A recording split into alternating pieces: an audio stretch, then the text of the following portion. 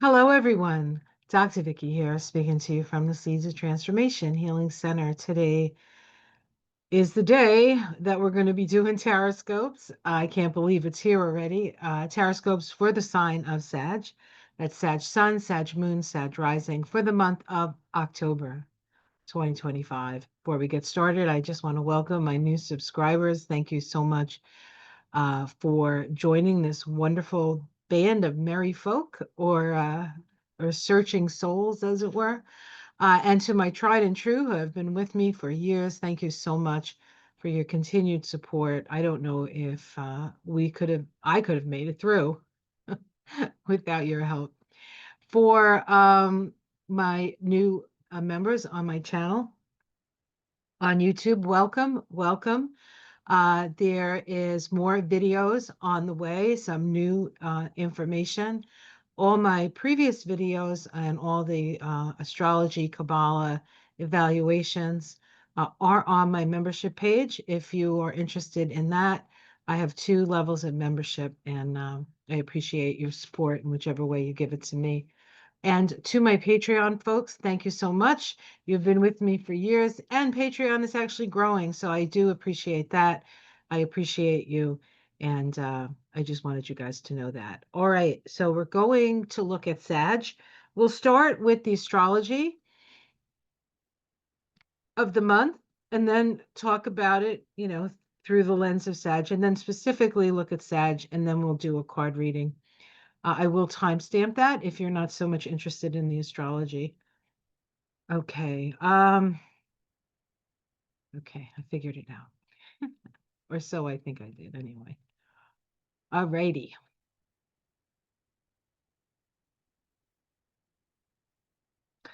All right, excellent. So here we have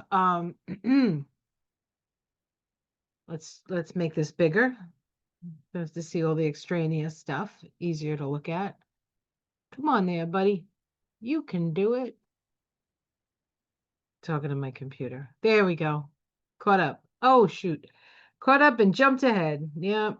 That's welcome to my life. Okay, so we're in October, and October actually has new vibrations.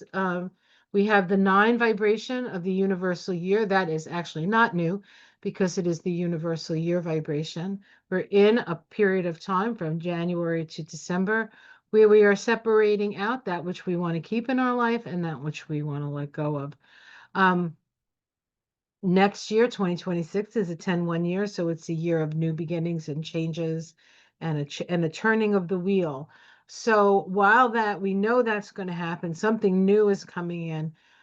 It behooves us when we're in the 9 year to be able to let go of that, so we can just like have less baggage on the journey, right? Uh, we're in the 10th month, and so we're looking at the 10-1 vibration, which is um, the Wheel of Fortune in the tarot. The Wheel of Fortune is an energy of change, right? The wheel turns. Who was on the top now is going down, and who's on the bottom now is going up, right? So there's a changing and a turning of the wheel here. Um, when we add the 9 and the 10 of the month vibration, we get a 19-1, which is specific for October. And 19-1 is a card of revelation. It's the sun card. It's full illumination. So it's very possible that we will get an eyeful this month as things get illuminated and we actually realize we're in a whole different place than we were before. Last month, September 2025, was truly a time of the ending of an old way. And we're getting intimations now about the new way. We're not going to have all the things aren't going to fall into place. We still have time. We still have some things to work out before we can truly move into that new energy. But it is on the horizon, and more people are seeing it and feeling it and actualizing it. If we start with the month, we start with a rowdy on the first, a rowdy square between Mercury and Jupiter. Jupiter is in Cancer, Mercury is in Libra. it is both those energies are energies about helping other people and nurturing people. So in that respect, it's good. But squares do create a crisis, and perhaps we're talking about how we can take care of everybody. So that sounds pretty progressive, and I like that, and you probably like that too as a Sag. Um, Mercury then on the 6th will ingress into Scorpio. Mercury in Scorpio is a deep, penetrating mind. Now, um, it is going to come up against the transpersonals as soon as it moves into Scorpio. I'll talk about that in a minute. So it's not, it's a deep penetrating mind that's up against it, at least initially, as it moves into Scorpio. Although I will say, if anybody can handle being into it, it's a Scorpio. I would bet on the Scorpio every time.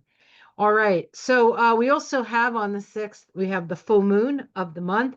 It is at 15 degrees of Aries, which means the sun is at 15 degrees of Libra. That's the middle of the degree. So there is a significance, like we're halfway through, right? War and peace, peace and war, my way or the highway, compromise, like which way are we going to go here? We will see a need for it. We'll see a need for that compromise. We'll see a need for standing up for ourselves. Um, the Sabian symbol for that 15 degrees of Aries is an Indian weaving a ceremonial blanket. Cosmic consciousness.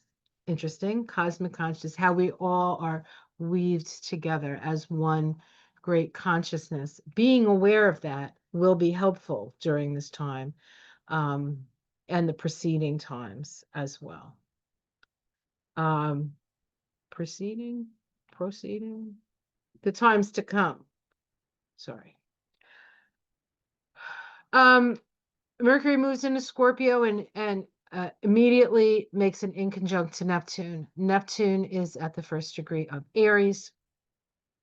Inconjuncts require adjustment. Neptune and Mercury, Neptune fuzzes everything out that it touches. So maybe uh, rethinking or reimagining your relationship with information or beliefs, perhaps. Perhaps you have some beliefs that the data shows may not be quite so accurate. Um, on the 7th, Mercury will make it in conjunct to Uranus. So from the 6th to the 7th, Mercury is in a Yod configuration with Neptune and with Uranus, both in conjunct.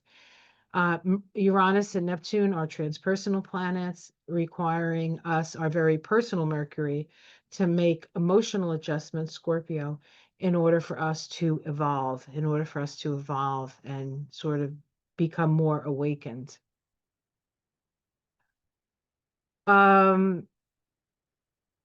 We also then have Mercury squaring Pluto, because Pluto and Neptune and Uranus are all at the beginning degrees of their signs. And so they activate this Mercury. The square of Mercury to Pluto, with Mercury in Scorp and Pluto in Aquarius, is a last quarter crisis in consciousness. It's a difficult time because we're not sure. We know we don't want what was in the past, but we're not sure of what's facing us in the future. There's a lot of rebellious qualities to this type of square.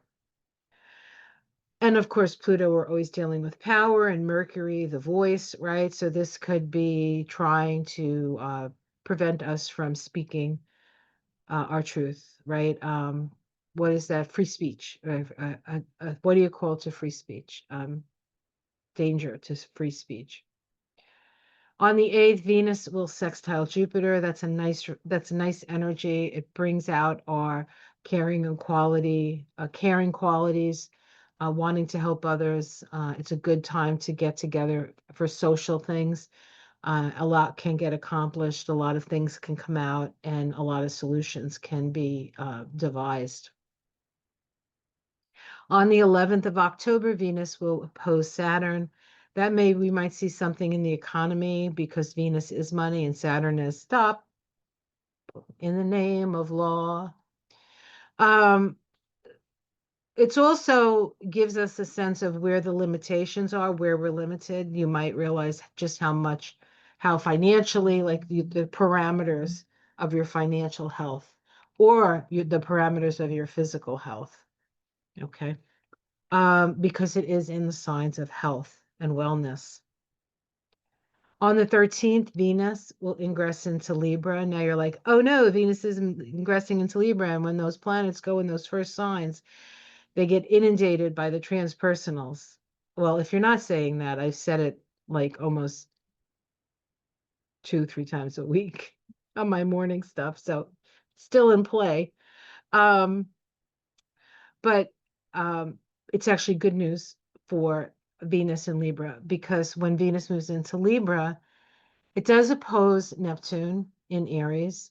Um, but it does actually create a grand trine with Pluto and with Uranus. And so there's this grand trine in air energy, including Venus, the planet of it's money, it's love, it's the feminine, it's female power, right? In a trine to Pluto, power, and Uranus, change. So there is a big uh, triangle in the sky there, and it is because Venus is opposing Saturn and also opposing Neptune. It's actually a kite. It actually creates a kite, and kites are better than grand squares, grand trines, because kites something comes out of it. Something comes out of it. So it's going to be hard work, but I see more power to the feminine. October 14th, that's when the trines happen to Venus with Pluto and Venus with Uranus. On the 17th, the sun makes a first quarter square to Jupiter. This kind of squares with Jupiter usually indicate overreaching. Something is too much.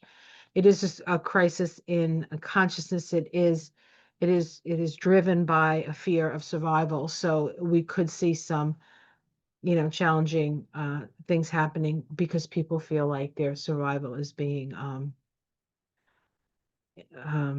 put in danger, which we can certainly see in the outer world happening all over the place.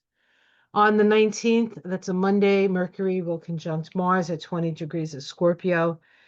Um, this is the mind and the actions coming together. This is you can use your speech as a weapon, or this is you can declare your actions, or your actions can speak louder than your words, or they're speaking exactly the same words, actually.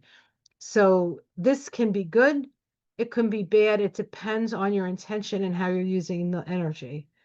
This could be wonderful ways of getting your point across. When it comes to healing and transformation, all Scorpio energies. But it's also Scorpio can be vengeful. It kind of depends on what level of Scorpio you're working with. There are actually 3 levels in Scorpio. There's the Scorpion, which is the base level. There's the Eagle, which is the more evolved, and then there's the Phoenix, which is about the rebirth energy of Scorpio. So it kind of depends on where what kind of relationship you have with how evolved you are as to what happens with this. I would just be extra cautious. I think this is a time in general to be pretty cautious. All right. On the 21st, we have the new moon. The new moon's at 29 degrees of Libra. It says involvement in humanity's evolution of wisdom. We take from our ancestors and pass to our descendants, and thus co-create the flowing and flowering of knowledge. So this is about accessing the knowledge of your ancestors and what you know and the vision and possibilities and the flowering of knowledge in the future. It's a beautiful symbol, and I think something we could really use right about now. On the 22nd, Neptune ingresses back into Pisces. So now we have Saturn and Neptune back into Pisces as of the 22nd. The sun will make an inconjunct to Neptune. because the sun is at the last degree of Libra, and then on that same exact day, the sun ingresses into Scorpio.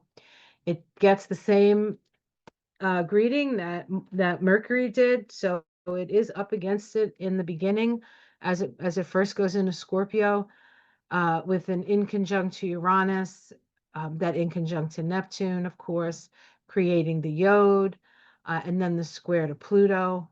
So it's all happening. It's all happening, and the sun in Scorpio is about digging deep, looking beneath the surface. It's really like sort of exploring the swamp, quite frankly. Um, on the 24th, we have the sun square Pluto, just like when Mercury squared Pluto. Now the sun is squaring Pluto. It's the same kind of square, so it's that rebellious side of things. Only with the sun here, could it be a fall of a leader from grace? Could be, could be. We'll see. There's a lot of leaders out there that are both in grace and in disgraces, so we'll see what happens. Excuse me. Mercury does trine Jupiter. That's really nice. At the beginning of the month, we were sort of fighting amongst each other. By the 24th, perhaps there's more of a flow of communication and we can actually get something done. Mercury also trines Saturn. Actually, Saturn and Jupiter are in a trine to each other right now. And so with Mercury there, it's creating a grand trine. We have Mars making a waxing trine to Jupiter. Um, and it's going to do the same things that Mercury did. It trines Jupiter. It's going to, let's see, what does Mercury do? Mercury trines Jupiter, Mercury trines Saturn. So we're going to have Mars trine Jupiter. We're going to have Mars trine Saturn, although I don't think that happens until next month. Um, Mercury trine Saturn brings a lot of stability to your ideas and your and actually can manifest something through them, some creative manifestation, some lesson learned, as it were. On Wednesday, the 29th, Mercury trines Neptune and then enters Sagittarius. As soon as it moves into Sagittarius, it's going to oppose Uranus. Mercury and Uranus have a special relationship because Uranus is the higher octave of Mercury. The opposition really gives us a sense of what our higher mind is trying to communicate to us. And then once we have that information, Mercury sextiles Pluto, and this is a way to move in a more progressive direction collectively if we take, this is like the oligarch tour, right? This is speaking against the powerful, or speaking not so much against the powerful, but for the truth of the many and how the many want more. The many want more. Okay, so this is, so now we're going to go to Sag just for you. Okay.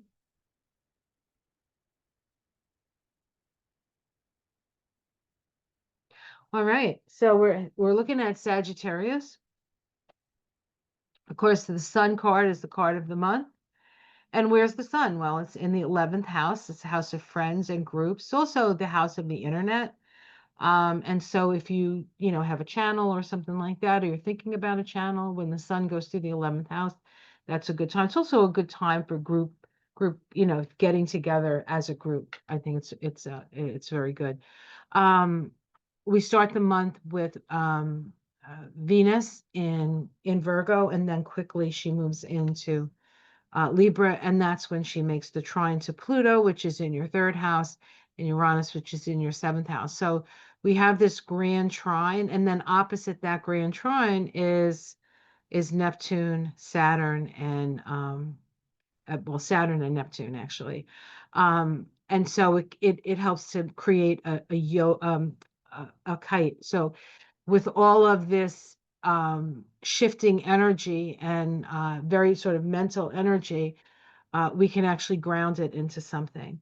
Um, B, this is pretty heady stuff. So, and it's a lot of energy moving through our system. So make sure you're supporting your nervous system through this process. Okay, the sun then will move into the 12th house.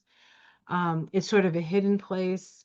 The sun it's like the sun illuminating fog, right? It's not still not that easy to see, especially when the fog sort of shines the sun, right? But eventually the sun helps to dissolve the fog away.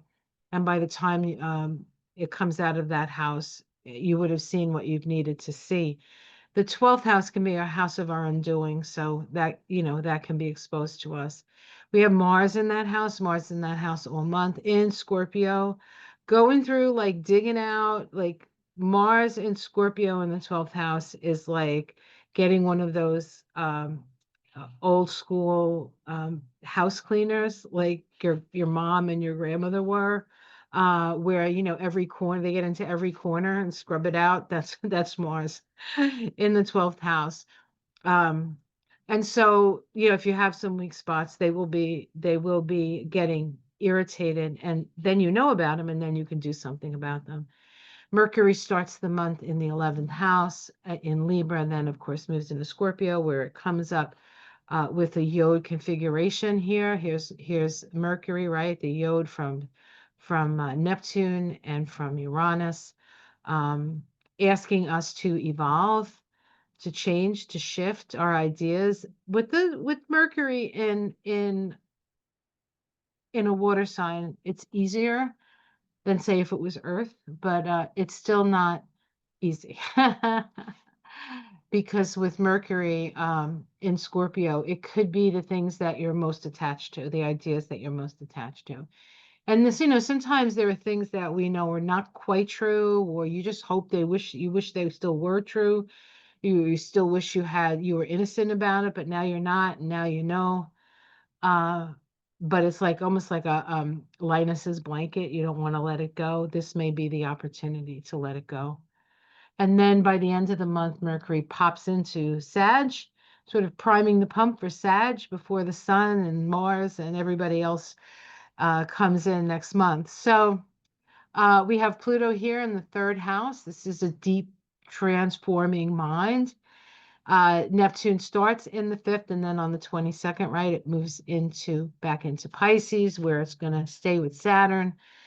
They're both moving backwards. They'll both turn around. They'll both come out, and they will reconnect, or they will connect in their exact conjunction in February, and that starts uh, a whole new level of consciousness, a whole new level. So we have a work to do before we get there, but it's soon. It's soon. It's coming soon. All right, the new is almost here. Uranus in the seventh house, and then Jupiter in the eighth. You do have to watch to not necessarily increase your debt with this. This can be an issue of increased debt. But it can also be you can get money from inheritances with Jupiter there. Um, there's some upsetment in relationships, perhaps. Now, this is going to move back into Taurus next month and stay there for a couple of months, but eventually it's coming back into Gemini and is going to be there for 7 years. So if you're having little spats or little disagreements or just things seem like a little off in your relationships, pay attention to what it is. You may not be able to solve it, but you might be getting a sense of what could become a bigger problem later. And maybe you could nip it in the bud a little bit. All right, I think that is what I want to say about that. Let me exit stage right. There we go. I exited. I don't know. I probably would exit stage left because I'm a lefty. I mean, not I write with my right hand. I politically with my left. What can I tell you? All right.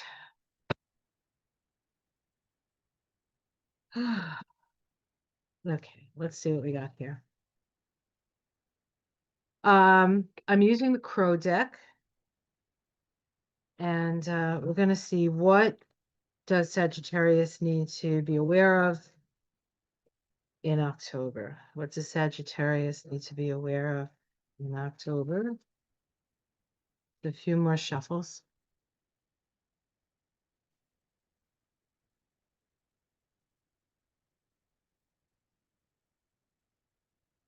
One.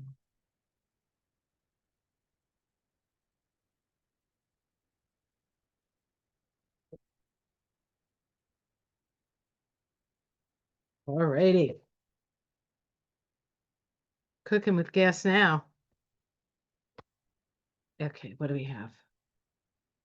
The Ten of Wands, the Ten of Wands. So you start the month, you're in a situation where you're carrying a very heavy load. You're carrying a very heavy load. You still can carry it. It's a little close to the ground, but you're still struggling. I'm still struggling. All right, let's see what crosses that. A sense that you have no choice but to carry the burden. No choice but to carry the burden.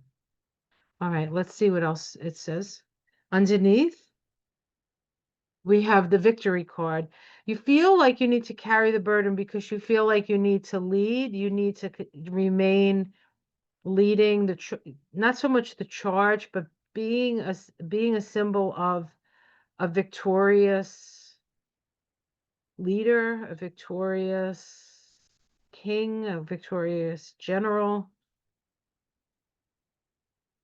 I almost want to say you feel a little locked up in your duty to something. Let's see what's in the past. Uh, a new beginning just started, maybe a new course of study just recently, but you're just starting to get your feet under you. It's just beginning in the sky. We have the Four of Pentacles, so there's a lot of potential. Whatever it was that you began in the past, and I think it's the recent past. This says that there is potential for accumulation of wealth, but there's always a warning with this card, I think, where you don't want to, where wealth and acquisition is something that um, gets in the way of your compassion. In the immediate future, oh, good, we have Temperance. So there's healing happening. There's healing happening, and we'll see what that healing may entail. This does say to it that you're going through a spiritual initiation and that you need to put all your energy in that direction. I don't know if this is if this whole bundle is part of the spiritual initiation. It may be. I don't know. We'll see. We'll see what comes up.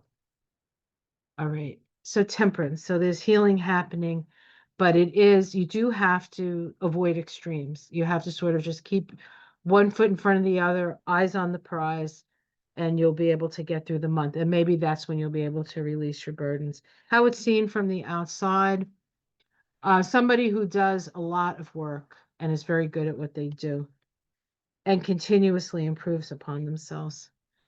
Your domestic situation, we have the Two of Cups. It's a lovely card. So domestically, there seems to be peace in the kingdom, and some real substantial soul love, not just, I'm with this guy because he pays half the rent, not like that, like real deep love. Although paying half the rent isn't bad, maybe we should have a little more. Hopes and fears, the Five of Wands. The Five of Wands is sort of like a melee, people fighting, it's like everybody's very grand, and notice they're like, so there's a little bit of pageantry associated with this card as well. Um, Very often, like I think of, unfortunately, last month we had an assassination of an internet person. And oh dear, what is this? Five. Oh, that's weird. I took that from the wrong deck. Oh, the tower. Oh, wow, that's interesting. I just actually pulled this from a different deck because it just happened to be next to these cards, and my cards are here. But I'll put these together, even though they're two different cards. This is a crumbling. I feel like there's a lot of infighting, and then the tower comes down. So this to me feels more that it might be the more of a political situation that you're worried about. Okay, that makes sense. Okay, let's not pick from that deck again. Oh, we have the Knight of Pentacles here. Okay, so it ends with, now you start with this, right? This was started in the recent past, and now we're up to the Knight. So whatever you started, you're able to sustain yourself. You're watching all your efforts that you've put in. You're being very careful about them. I like that. I think that's very good. Let's see what else, if we can get a major arcana. Wrong deck again. The Seven of Swords. Somebody's trying to get away with something, and then the Star. Oh, I like this. I do like this. This is very hopeful. And this is very hopeful. And I think the burden that you're carrying, and you feel like you have no choice but to do it, I think that's part of the spiritual initiation. So even though it's like, like at a certain point you're like, how much longer do I have to do this? Um, I want to say not much longer. I want to say not much longer. But you still have to apply yourself, which you're a Sag, you apply yourself. One foot in front of the other. This is the Sag card. This is what Sag is here for. Spiritual understanding, an awakening, a connection between the higher and the lower self. This is the spiritual initiation. It's a powerful time. And what happens in the outer world is less important than what's happening for you in your inner world. It might be true for all of us, but it's especially true for you. So, all right. Well, that's the story. Wowsy. Did I look underneath? I did, right? No, I didn't. Let's see what's underneath. Okay, we have a heartbreak, the feminine, the power of the feminine, the Empress, and the Page of Cups. So I feel like this is it's betrayal. I think we're going to get some information on perhaps some females that were betrayed. Good news. Good news, good news. The healing is happening, and you're definitely part and parcel to it and helping us. All right, let me pick you a crystal card to see if there's a particular crystal that might be of service to you.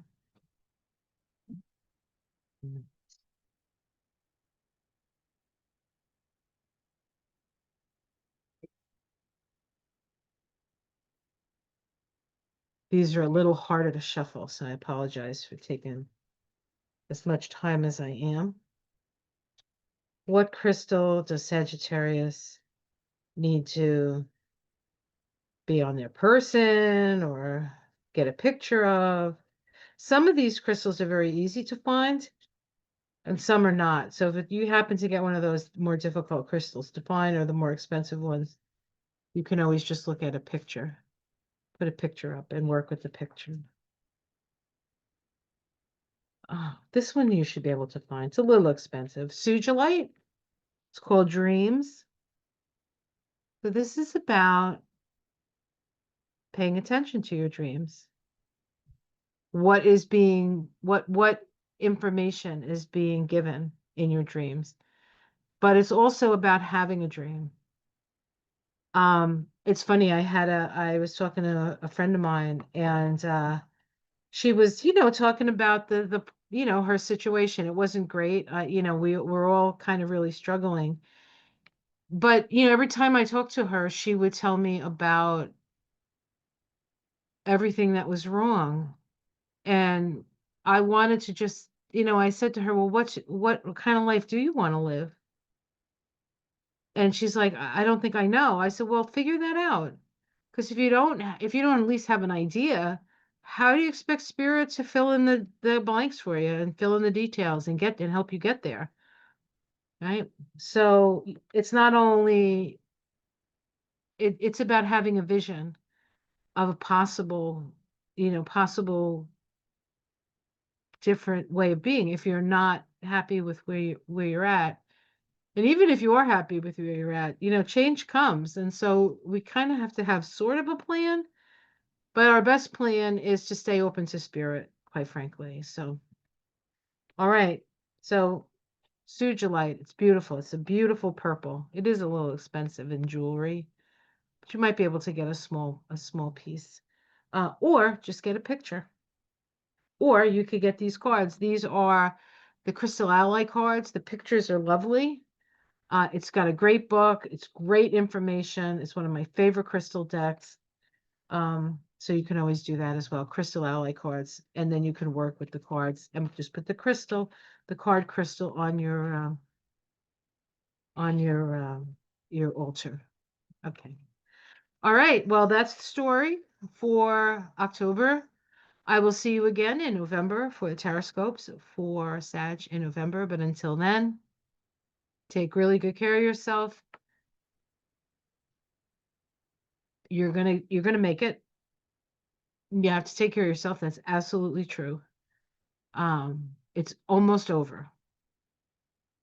The heavy lifting, the real heavy lifting is almost over. Just keep head forward and do the thing. All right. Take care, everyone. Have a great month. Namaste.